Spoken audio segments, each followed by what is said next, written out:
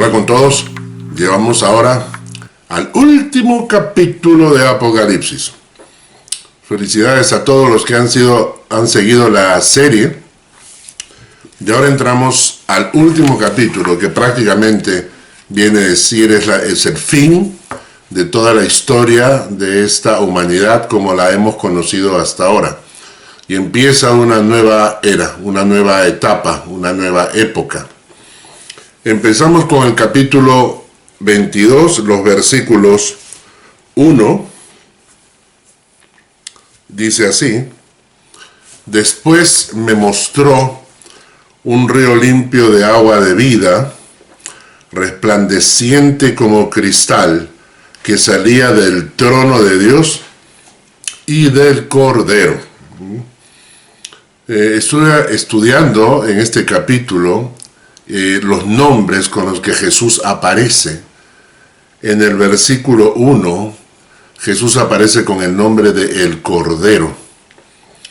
En el versículo 13, a Jesús se le llama el Alfa y la Omega, y el Omega.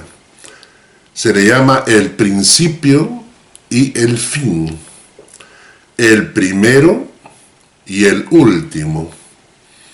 En el versículo 16 se le llama la raíz y el linaje de David, la estrella resplandeciente de la mañana. Acá en este capítulo de Apocalipsis, Jesús tiene 6 títulos diferentes. ¿Saben ustedes que en total hay 87 títulos que son asignados a Jesús en la Biblia? 87.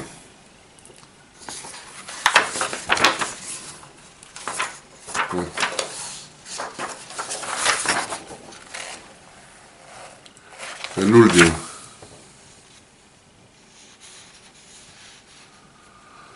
87 títulos diferentes, impresionante. Saber, por ejemplo,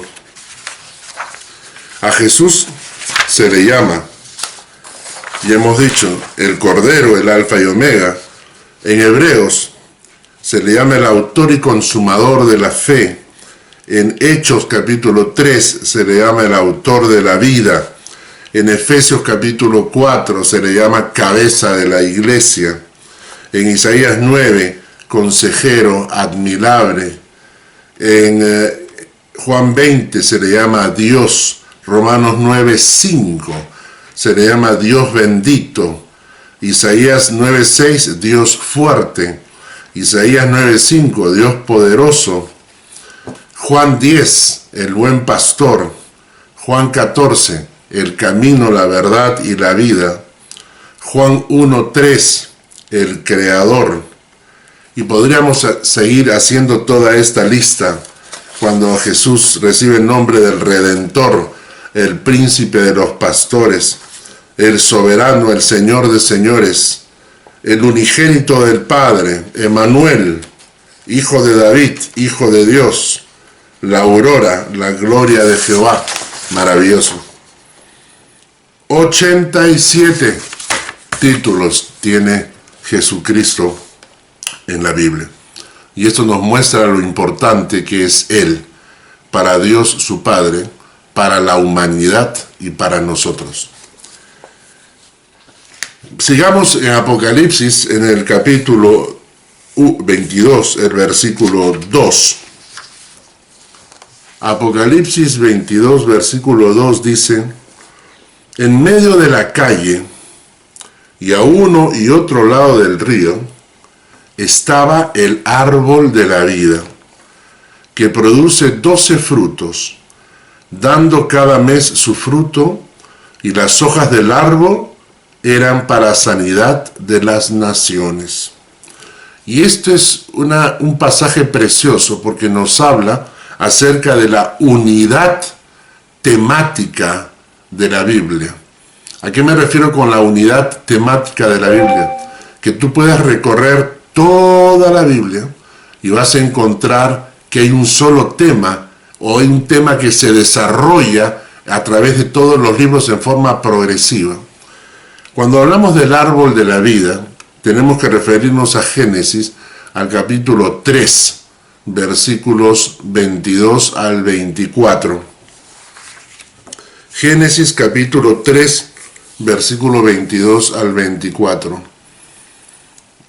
El hombre está en el huerto del Edén y Dios le dice con claridad: puedes comer de todo, puedes comer de todos los árboles del huerto, de todo puedes comer, de lo que la tierra produce, de los árboles del huerto, de todo, pero en excepción no puedes comer de uno nomás.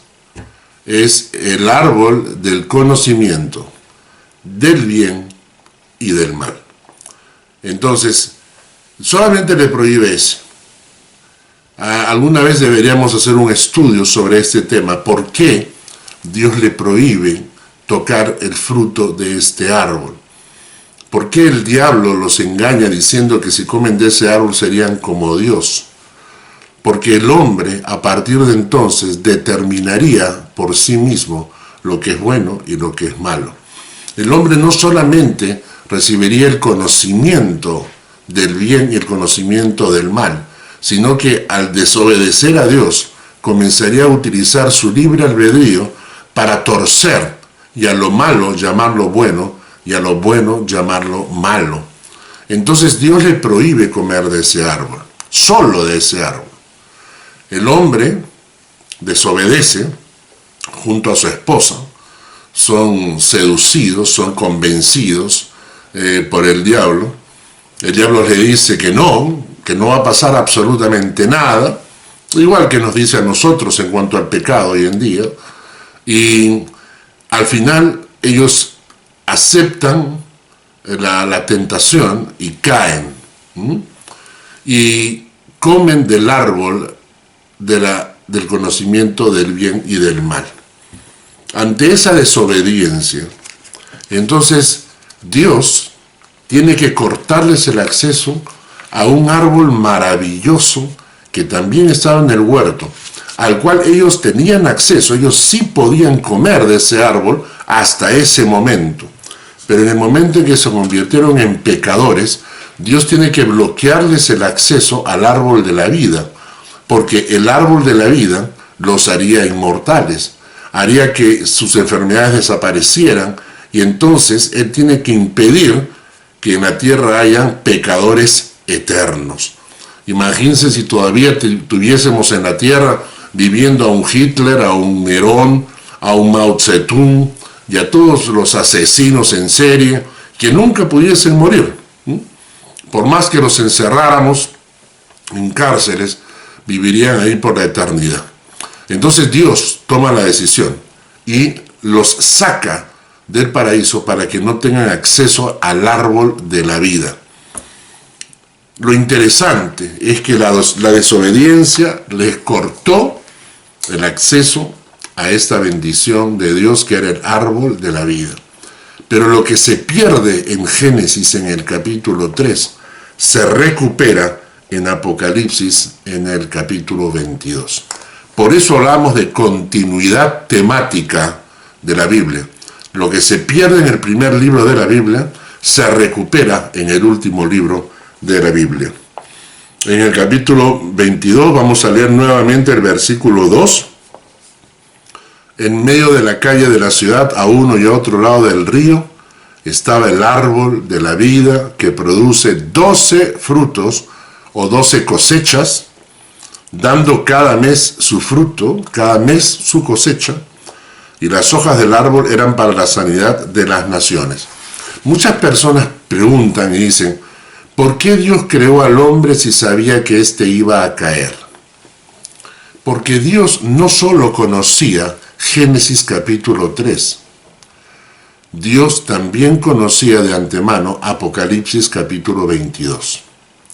Entonces, si yo voy a crear a un hombre y le voy a dar libre albedrío para que este hombre decida el camino, y sé de antemano que van a haber muchos que van a libremente escoger el camino de Dios, en el capítulo 22 de Apocalipsis, entonces yo crearía al hombre de todas maneras, porque sé que va a caer, pero sé que tendrá oportunidad de redención.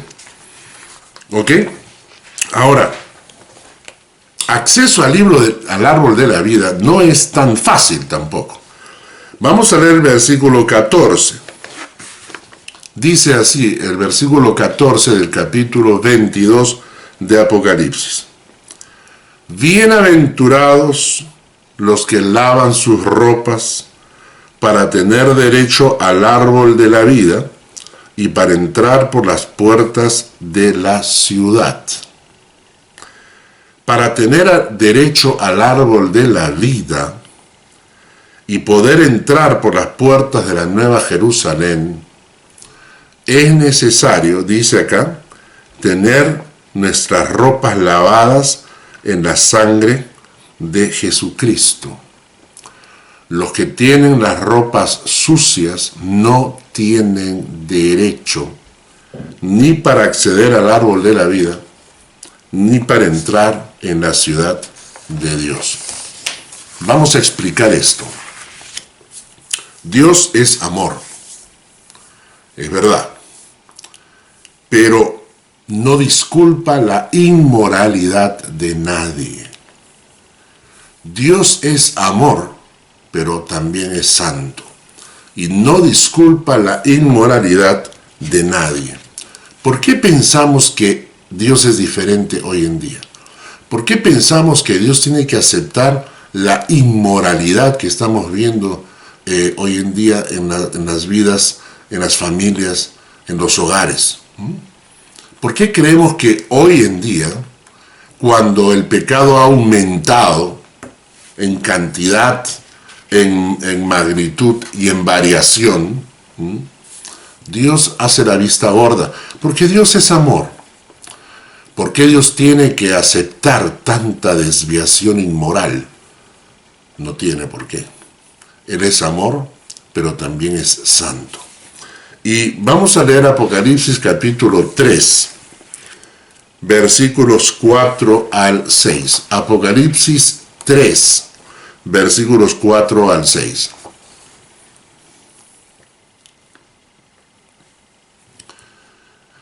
Apocalipsis 3, versículo 4 al 6 dice: pero tienes unas pocas personas en Sardis que no han manchado sus vestiduras y andarán conmigo en vestiduras blancas porque son dignas. El que venciere será vestido de vestiduras blancas y no borraré su nombre del libro de la vida y confesaré su nombre delante de mi Padre y delante de sus ángeles. El que tiene oído, oiga lo que el Espíritu dice a las iglesias. En este pasaje se nos muestra que todos los creyentes en Cristo recibimos vestiduras blancas que Jesucristo nos compró a precio de su propia sangre. La vestidura blanca viene a ser una ilustración de nuestras almas, que son limpias por la sangre de Jesucristo. El pasaje que hemos leído dice: tienes pocas personas en Sardis que no han manchado sus vestiduras. Esta palabra manchado significa, en el griego, significa limpiarse limpiarse las manos en tu ropa, ensuciarse, embarrarse o echarse lodo. Lo que está diciendo ese pasaje es que los creyentes en Cristo, a precio de la sangre de Jesucristo, es que recibimos vestiduras blancas. A Él le costó su sangre. Tu vestidura blanca, a Él le costó la vida, le costó su sangre. Pero como creyentes, cada vez que pecamos, lo que estamos haciendo es, nos estamos limpiando las manos sucias en la ropa limpia de Jesús. Estamos embarrándonos, comiendo basura y limpiándonos en las ropas limpias de Jesús. Eso es lo que estamos haciendo cuando estamos pecando. Nos estamos embarrando las vestiduras blancas que Jesús nos dio. Qué triste, ¿no? Cuando yo lo pienso, cuando yo imagino que cuando estuve pecando, cuando cometí un error, cometí una falla, lo que estuve haciendo fue embarrándome esas vestiduras blancas, preciosas, que Jesús compró a precio de su propia sangre. En Jeremías 2:22, Jeremías 2:22 nos dice: aunque te laves con lejía y amontones jabón sobre ti, la mancha de tu pecado permanecerá aún delante de mí, dijo Jehová el Señor. Aunque te laves con lejía y amontones jabón sobre ti, la mancha de tu pecado permanecerá aún delante de mí, dice Jehová el Señor. Quiere decir que cuando embarraste tus vestiduras, cuando ensuciaste esas vestiduras blancas, no hay nada que puedas hacer para limpiarlas. No hay buenas obras, no hay sacrificios, no hay ofrendas que sean suficientes para borrar nuestros pecados. No hay nada que puedas hacer que limpie tus pecados. Pero vamos a leer Primera de Juan, capítulo 1. Primera de Juan, capítulo 1, versículos 5 al 10. Primera de Juan, capítulo 1, versículos 5 al 10. Este es el mensaje que hemos oído de él y os anunciamos. Dios es luz y no hay ningunas tinieblas en él. Si decimos que tenemos comunión con él y andamos en tinieblas, mentimos y no practicamos la verdad. Pero si andamos en luz, como él está en luz, tenemos comunión unos con otros, y la sangre de Jesucristo, su Hijo, nos limpia de todo pecado. Si andamos en luz, como él está en luz, tenemos comunión unos con otros, y la sangre de Jesucristo, su Hijo, nos limpia de todo pecado. Si decimos que no tenemos pecado, nos engañamos a nosotros mismos, y la verdad no está en nosotros. Acá viene el texto. Si confesamos nuestros pecados, Él es fiel y justo para perdonar nuestros pecados y limpiarnos de toda maldad. Si decimos que no hemos pecado, le hacemos a Él mentiroso y su palabra no está en nosotros. Repitamos el versículo 9.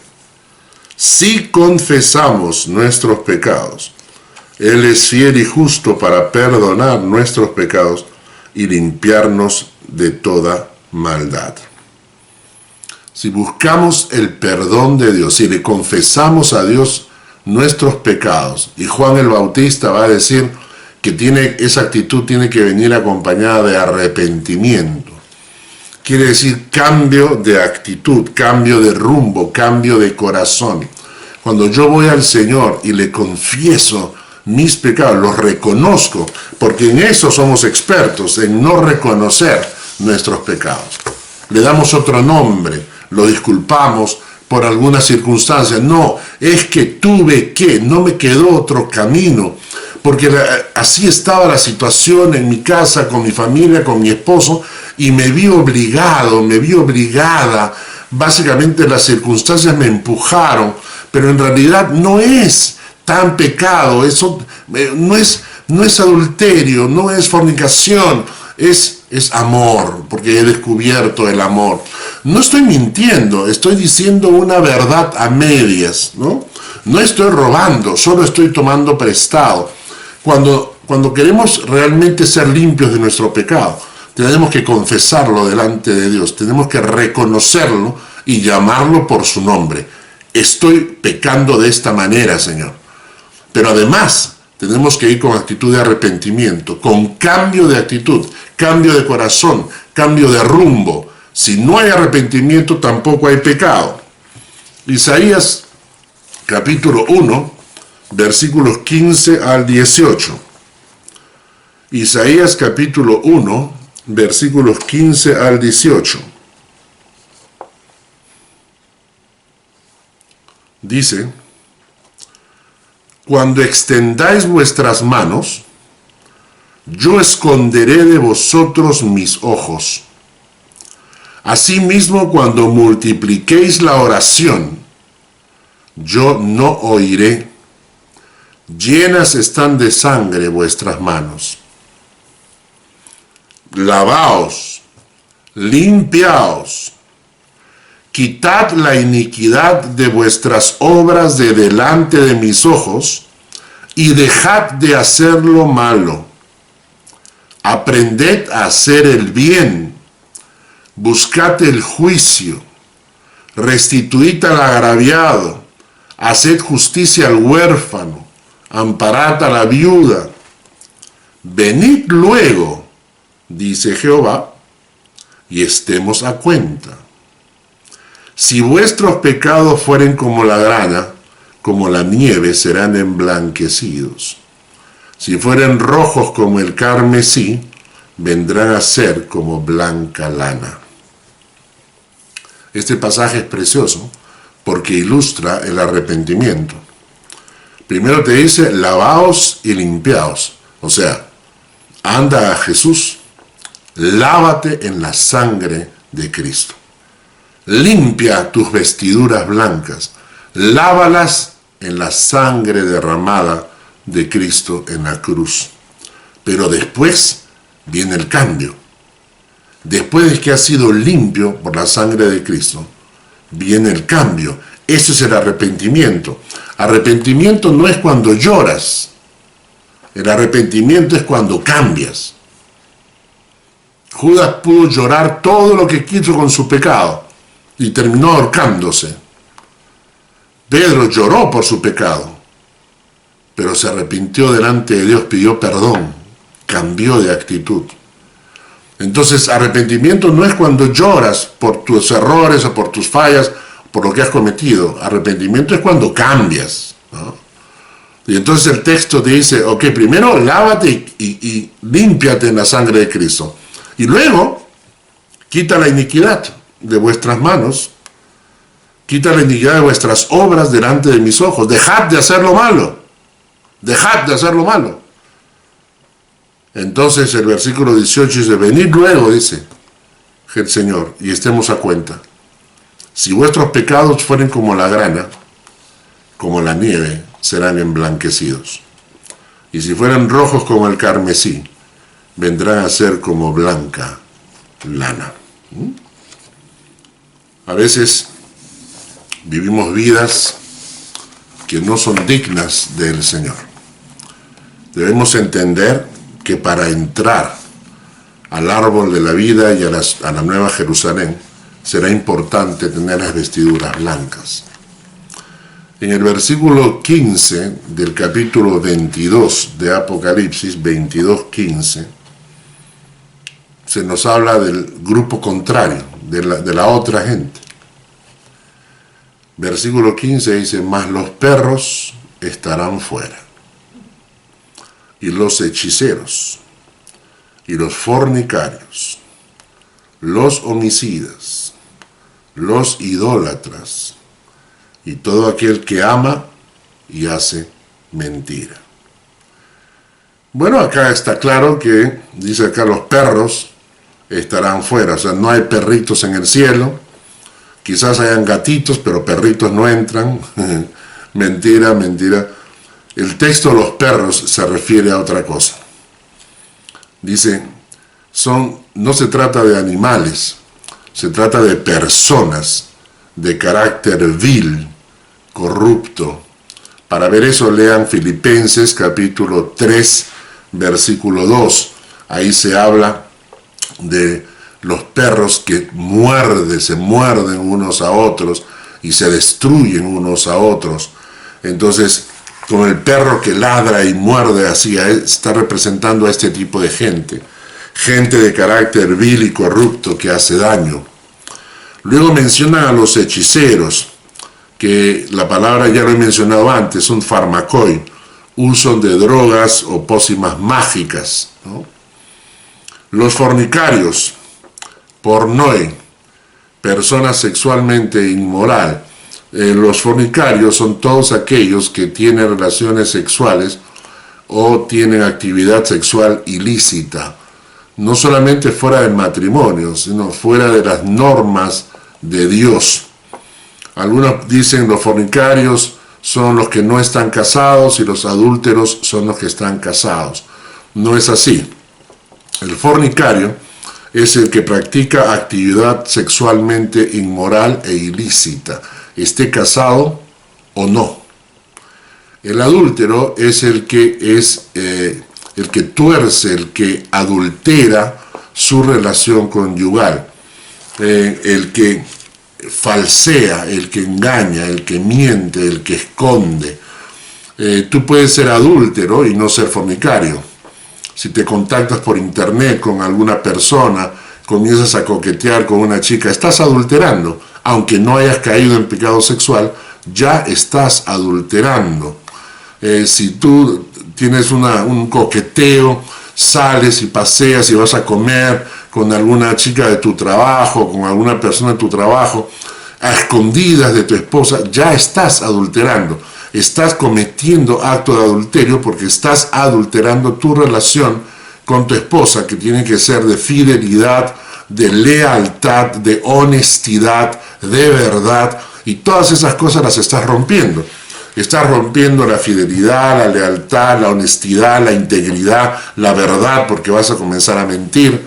Entonces eso es adulterio. Por eso es que la Biblia, cuando habla, menciona adulterio y fornicación juntos. Es decir, tú puedes ser un adúltero hasta que caes sexualmente. Entonces eres un adúltero e fornicario. Y fornicario. Adúltero y fornicario. Si no caes sexualmente, eres adúltero, pero no fornicario. Entonces, acá el texto nos habla de los fornicarios, personas sexualmente inmorales. Luego dice los homicidas, ¿no? Que quitan la vida de otros, asesinos que quitan la vida de otros. No solamente estamos hablando de los asesinos que vemos en las películas o en la televisión. Estamos hablando prácticamente de toda esta cantidad de gente que está matando niños que no han nacido todavía. Estamos hablando de toda esta gente que por decisiones económico-políticas están haciendo que millones de niños mueran o millones de personas mueran en países con hambrunas. Entonces estamos hablando de homicidas a ese nivel. Idólatras, personas que rinden culto a una deidad material, y en este sentido muchas personas pueden tener dioses distintos. Para algunos el dios es el dinero, para otros el dios es el placer, para otros el dios puede ser su esposo o su esposa o sus hijos.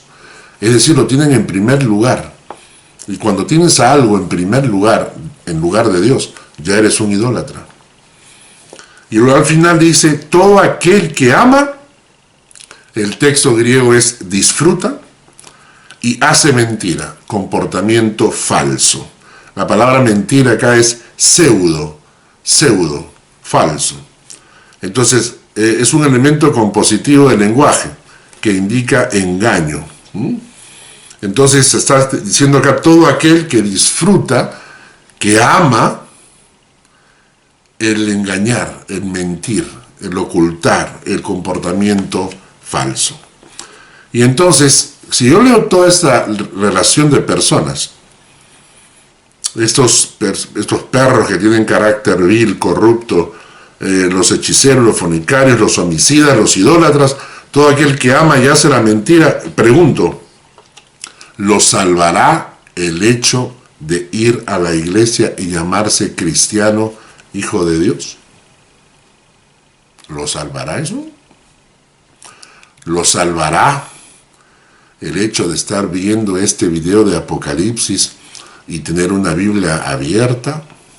¿Lo salvará?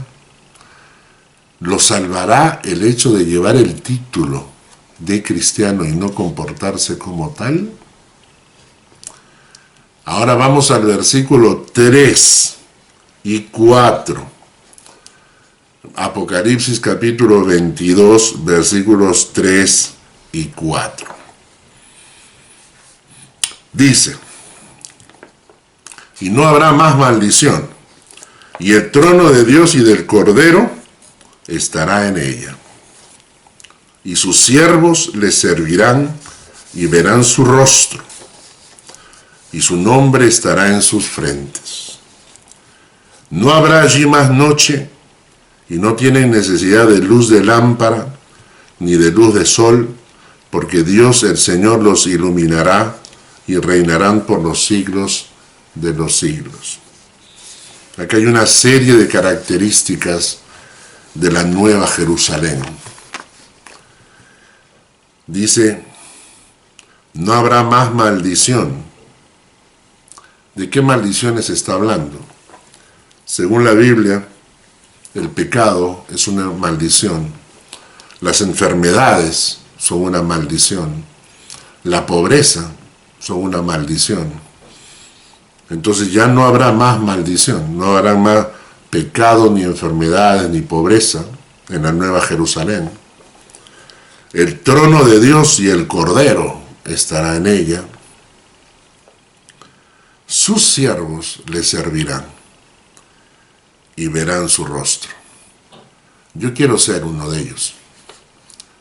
Yo quiero ser uno de sus siervos, que les sirven y que verán su rostro. Y para eso tienes que empezar ahora. Ahora. Si nosotros queremos servir a Dios, ahora, busca cómo estás sirviendo a Dios con tus dones, con tus talentos. ¿Cómo estás sirviendo a Dios con tu tiempo? ¿Cómo estás sirviendo a Dios con tus posesiones materiales que Dios te ha dado?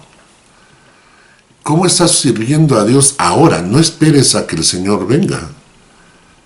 ¿Qué estás haciendo ahora? Piensa, ¿qué podrías hacer? Hay muchos cristianos que están viviendo la vida cristiana. Se reúnen una vez a la semana para un estudio bíblico, quizás el domingo van a la iglesia, pero no son sirvientes de Dios de ninguna manera. No sirven a Dios en ninguna forma. Ahora ponte en una lista, haz una lista. Bueno, ¿Dios te ha dado dones? ¿Qué dones tienes? Hay 18 dones descritos en la Biblia, en Corintios, en Romanos, en Efesios. Hay 18 dones. ¿Qué dones tienes? Maestro, evangelista, predicador, consejero, administrador. El don de dar, el don de ayuda, el don de lenguas, el don de interpretar lenguas, el don de sanidad. ¿Qué dones tienes? Ustedes deben saberlo. Ustedes tienen tiempo en la fe. Recuerda qué dones te dio Dios y que has usado en el pasado y que de repente has dejado de usar. De repente has dejado de usar. ¿Qué talentos te dio Dios que puedes usar? Y puedes cantar, y puedes manejar un auto, y puedes escribir poemas o escribir canciones, o puedes cocinar, ¿no? O puedes pintar. ¿Qué talentos te ha dado Dios que son los en forma natural, con los que naces? Dones son los que Dios te dio cuando te convertiste. Talentos, con esos naces, ¿no? ¿Qué talentos tienes y cómo los estás usando para la extensión del reino de Dios? Y tu tiempo, ¿cómo estás usando tu tiempo? A veces decimos, tengo todo el tiempo ocupado, porque no tenemos tiempo para Dios. Pero recuerda, y esto es importante, que a Dios le interesa más tu tiempo que tu dinero. Porque de tu dinero te pide el 10%, el diezmo. Pero de tu tiempo te pide la séptima parte, que es más. Te pide de 7 días, 6 días trabajarás y 1 será para el Señor. ¿Cómo estás usando tu tiempo para la extensión del reino de Dios? Y el último punto, si Dios te ha bendecido económicamente, ¿estás cumpliendo con el Señor? De usar, primeramente, de darle al Señor lo que le corresponde, lo que es suyo, lo que no es tuyo, no es tuyo, es suyo, ¿no? Me habéis robado, dice el texto de Malaquías, me habéis robado. ¿Por qué? Porque el 10% de todo lo que tú ganaste o ganas es de él, no es tuyo, es de él. Te lo gastas, estás robándole. Pero aparte de eso, tú puedes utilizar tus bienes materiales para la extensión del reino de Dios. Tu casa, como un centro de estudio para grupos de estudio bíblico, por ejemplo, ¿no? Puedes comprar Biblias para regalar. Puedes apoyar ministerios, misioneros, pastores. O puedes usar tu auto para transporte, para un campamento, por ejemplo. Usar todo lo que Dios te ha dado, los bienes materiales, para la extensión del reino de Dios. Nada de eso vamos a sacar dentro de 20 años cuando estemos muertos, ¿eh? Nada. Así que hagamos tesoros en el cielo. Entonces, servir a Dios con tus dones, tus talentos, tu tiempo, tus bienes materiales, servir a Dios sin integridad. ¿Para qué?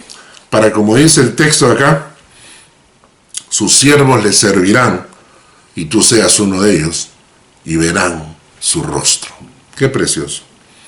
Dice también el texto acá, en el versículo 4, su nombre estará en sus frentes. En el versículo 5 dice, no habrá allí más noche y no tienen necesidad de luz de lámpara ni de luz de sol, porque Dios el Señor los iluminará.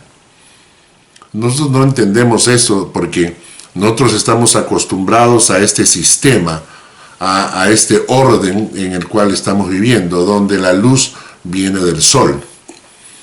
Pero en la Nueva Jerusalén ya no es necesario la existencia del sol ni las estrellas. Entonces por eso es que la luz viene de Dios mismo. El Señor los iluminará. Su sola presencia es la que traerá la luz.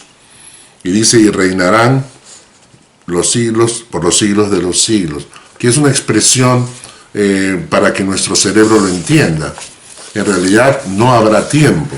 No es que son siglos y siglos y siglos y siglos, sino en la eternidad. Y la eternidad no hay tiempo. Nosotros no lo entendemos porque estamos acostumbrados al tiempo. Cuando los colonos firmaron contrato con los indios americanos, pusieron en el estatuto que esa tierra pertenecería a los indios de los siglos por los siglos. Los indios no entendieron cómo por los siglos de los siglos, ¿qué es eso? Entonces buscaron cambiar el texto de una manera que ellos entendieran y pusieron mientras las aves emigren, mientras los ríos corran, mientras el sol amanezca. De esta manera los indios entendían, todos los días ocurre esto por siempre. Igualmente cuando la Biblia dice por los siglos de los siglos, nosotros no lo entendemos porque estamos acostumbrados a pensar en tiempo, estamos acostumbrados a un inicio y a un final. Pero la Biblia dice que la eternidad no tiene tiempo, entonces la Nueva Jerusalén es parte de la eternidad. Versículo 6, capítulo 2 de Apocalipsis, y me dijo, estas palabras son fieles y verdaderas. Y el Señor, el Dios de los espíritus de los profetas, ha enviado su ángel para mostrar a sus siervos las cosas que deben suceder pronto. Estas palabras son fieles y verdaderas. Que no te engañen, que no te confundan, que no te mientan. Pero esto es fiel y verdadero. Lo que está diciendo el ángel es, te pueden decir cualquier cosa, pero lo que acabas de leer es fiel y verdadero, es real. Así van a ocurrir las cosas. Versículo 7. He aquí vengo pronto. Bienaventurado el que guarda las palabras de la profecía de este libro. A continuación hay unos consejos que le van a dar a Juan. El primer consejo es el versículo 7. Después de haber escrito todo Apocalipsis y ya llegando a su final, Juan recibe unos consejos. Dice, he aquí vengo pronto, bienaventurado el que guarda las palabras de la profecía de este libro. Guardar significa atesorar, cuidar, velar, poner por obra. ¿Qué significa guardar? Por ejemplo, si tus hijos fueran pequeñitos y tú los llevas al parque para que jueguen, pero te han dicho que están secuestrando niños, entonces, ¿cómo estarías? Dejas que tus hijos jueguen, pero a la vez estás alerta, estás atento, estás mirando quién hay algún extraño por acá cerca, ¿no? Entonces estás concentrado. Esa es la palabra guardar. Guardar es cuando la enfermera en la noche tiene un enfermo en cuidados intensivos y tiene que cuidarlo, pero concienzudamente. Esa es la palabra guardar. Y lo que está diciendo este texto, que debemos guardar la palabra de esa manera. Que debemos estar atentos a guardar la palabra, porque es muy fácilmente nos podemos derivar, nos podemos salir de la obediencia. ¿Y qué pasa con las personas que hacen esto? Son bienaventuradas, son macarios, la palabra griega macarios, que significa bendecidos, felices, afortunados. El primer consejo que le dan a Juan: guarda las palabras de este libro para que seas afortunado, para que seas feliz, para que seas bendecido. Luego dice, versículo 8, yo, Juan, soy el que oyó y vio estas cosas, y después que las hube oído y visto, me postré para adorar a los pies del ángel que me mostraba estas cosas. Pero él me dijo, mira, no lo hagas, porque yo soy consiervo tuyo, de tus hermanos los profetas y de los que guardan las palabras de este libro. Adora a Dios. La segunda enseñanza que le dicen a Juan, terminando el libro de Apocalipsis, es adora a Dios. Primera, guarda las palabras de este libro. Segunda, adora a Dios. No adores ángeles, no adores a los hombres, solamente adora a Dios. ¿Qué significa adorar? La palabra adorar está muy vinculada en la Biblia a la palabra postrarse. Postrarse, adorar. Cuando tú quieres adorar a Dios, significa que tú vas a tener que postrar tu corazón delante de Dios. Si no lo haces físicamente, deberías hacerlo por lo menos espiritualmente. Si tienes la oportunidad de orar de rodillas, hazlo. Si tienes la oportunidad de postrarte delante de Dios, hazlo. Cómprate una alfombrita y póstrate delante de Dios, diciéndole, Señor, tú eres el Señor, tú eres el que manda, tú eres el que rige mi vida. Hemos dejado de hacerlo, la gente ha dejado de hacerlo porque la gente es cada vez más soberbia. Tenemos miedo de que nos vean adorando a Dios. Y para eso también es el culto los domingos, para ir a adorar a Dios. No es para ir a recibir una prédica, es para ir a adorar a Dios. Yo voy el domingo a la iglesia para adorarlo con los cantos, para adorarlo con mi atención, adorarlo a la hora de escuchar su palabra. ¿Sabían eso? Cuando escucho la palabra de Dios, yo adoro a Dios cuando mis oídos están abiertos y atentos para aprender la palabra de Dios. Entonces estoy adorando. Si voy para jugar con mi teléfono, con mi nate, mejor no voy.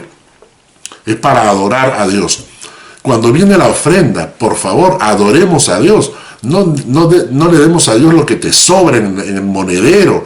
Eso es lo que hacían los fariseos. Cuando Jesucristo dice con la viuda, esta mujer ha dado de lo que no tenía, este ha dado de lo que le sobra. A la hora de ofrendar, adorar a Dios también. Adorar a Dios durante la semana, en mi casa, a solas, tener tiempo de adoración. Es lo que vamos a hacer por la eternidad. Así que empecemos de una vez. Es lo que vamos a hacer por la eternidad. Así que empecemos de una vez. El segundo consejo le dice, adora, adora. Luego el versículo 10 dice, y me dijo, no selles las palabras de la profecía de este libro, porque el tiempo está cerca. No selles las palabras de la profecía de este libro, porque el tiempo está cerca.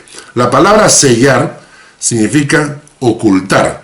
La palabra en griego es sfragizo, que significa ocultar. En otras palabras, no te calles, no ocultes este mensaje. No selle las palabras de la profecía de este libro. No oculte las palabras de la profecía de este libro. No escondas, hazlo conocido, que la gente lo sepa. Es el tercer consejo. Primero, guarda las palabras de este libro. Segundo, adora a Dios, que la adoración sea parte de tu vida cotidiana. Adora a Dios. Tercero, no te calles. Haz que la gente escuche y sepa lo que va a ocurrir. Cuarto, versículo 11. El que es injusto, sea injusto todavía. Y el que es inmundo, sea inmundo todavía. Y el que es justo, practique la justicia todavía. El que es santo, santifíquese todavía. Y en este caso lo que está diciendo el ángel es: haz lo que corresponde a tu carácter, a tu espíritu. Es decir, tienes que vivir lo que eres interiormente. No puedes fingir lo que no eres. El que es injusto, pues sea injusto todavía, que disfrute de su injusticia antes que venga el Señor. El que es inmundo, que vive en su inmundicia, que disfrute su inmundicia antes que venga el Señor, porque la va a pasar feo. El que es justo, que practique la justicia. Y el que es santo, santifíquese todavía. Y ahora la pregunta que es esta: ¿eres justo? Me refiero a que has sido justificado por la sangre de Cristo. ¿Te justificó el Señor? ¿Eres justo a los ojos de Dios? ¿Eres santo? ¿Eres santo a los ojos de Dios? ¿Dios te ha santificado? Y puedes decir: yo soy uno de los santos de Dios. Porque si eres uno de ellos, la enseñanza es: santifíquese todavía. Santifíquese todavía. Vive tu santidad en la vida práctica. Continúa en este proceso. No abandones la carrera. No dejes que el pecado te gane. No dejes que el pecado te envuelva. ¿Eres santo? Santifícate todavía. ¿A cuál grupo perteneces? ¿A los injustos o a los justos? ¿A los inmundos o a los santos? Cuando entrevistaron a un chofer para dar un trabajo, era un chofer de bus escolar, y le hicieron esta pregunta: ¿qué tan cerca del precipicio puede usted manejar un bus? Y todos comenzaron a alardear de su capacidad. ¡Oh! Mira, yo puedo hasta 1 centímetro cerca del precipicio. Otro dijo: oh, yo tengo tanto control que puedo manejar y que las 2 llantas de atrás, una está en el aire, porque soy un excelente chofer, ¿no? Y hubo un tercero, y el tercero dijo: yo no me acerco al precipicio, estoy llevando niños. Yo, mientras más lejos del precipicio maneje, mejor. Y a ese contrataron. Si tú estás pensando en el pecado, y algunos dicen: ¿qué tan cerca del pecado puedo vivir sin caer? ¿Qué tan cerca, qué tanto puedo jugar con el pecado sin caer? Eres un necio. Estás arriesgando tu santidad y muy probablemente termines embarrando las vestiduras blancas que Jesús compró para ti. Mientras más lejos del precipicio, mejor. Versículo 12. He aquí yo vengo pronto, y mi galardón conmigo, para recompensar a cada uno según su obra. Qué precioso. Hay galardón. Cuando tú has servido al Señor, has amado al Señor, has adorado al Señor, hay galardón que te espera. Versículo 17. El espíritu y la esposa dice: ven. Y el que oye, diga: ven. Y el que tiene sed, venga, y el que quiera, tome del agua de la vida profundamente. Es interesante esto, dice, el espíritu y la esposa dice, ven. En otras palabras, la esposa, que es la iglesia, anhela su venida. La mayoría de cristianos no anhela la venida del Señor. La mayoría de cristianos tienen miedo de que el Señor venga pronto. ¿Por qué? Porque aún estamos tan aferrados a esta tierra que no queremos que esto ocurra. Pero cuando tienes esperanza de vida eterna, puedes decir, como dice este texto, el Espíritu y la esposa del Cordero, la iglesia, y yo anhelamos que el Señor venga. Terminamos versículo 18. Advertencias. Yo testifico todo aquel que oye las palabras de la profecía de este libro. Si alguno añadiere a estas cosas, Dios traerá sobre él las plagas que están escritas en este libro. Y si alguno quitare de las palabras del libro de esta profecía, Dios quitará de su parte del libro de la vida y de la santa ciudad y de las cosas que están escritas en este libro. Advertencia para no añadir ni quitar de la palabra de Dios. Es lo que muchos hacen hoy en día para enseñar sus doctrinas falsas. Quitan, tuercen, añaden. La advertencia es fuertísima. Si alguno añadiere a estas palabras, Dios traerá sobre él las plagas que están escritas en este libro. Por eso es que hay muchos pastores y predicadores hoy en día que están inventando doctrinas, están inventando teología, están añadiendo a la Biblia cosas que la Biblia no dice. Esa gente pasará su eternidad junto a Hitler. Si alguno quitare de las palabras de este libro, hay muchos pastores y predicadores que ya están quitando varias palabras que no las mencionan. No hay que hablar del pecado, no hay que hablar de la cruz, no hay que hablar de arrepentimiento, no hay que hablar de cosas que le ofenden a la gente, dicen. No hay que hablar de cosas que pueden herir susceptibilidades. Hay que decirles cosas bonitas, porque para eso vienen a la iglesia. Pues bien, si alguno quitare de las palabras de este libro, Dios quitará su parte del libro de la vida. Versículo 20, final. El que da testimonio de estas cosas dice, ciertamente vengo en breve. Amén. Sí, ven Señor Jesús. La gracia de nuestro Señor Jesucristo sea con todos vosotros. Ven Señor Jesús. Que Dios les bendiga a todos los que han seguido esta secuencia, que han sido fieles en reunirse y estudiar la palabra. Que Dios guarde sus corazones y nos prepare para cuando el Señor venga por su iglesia.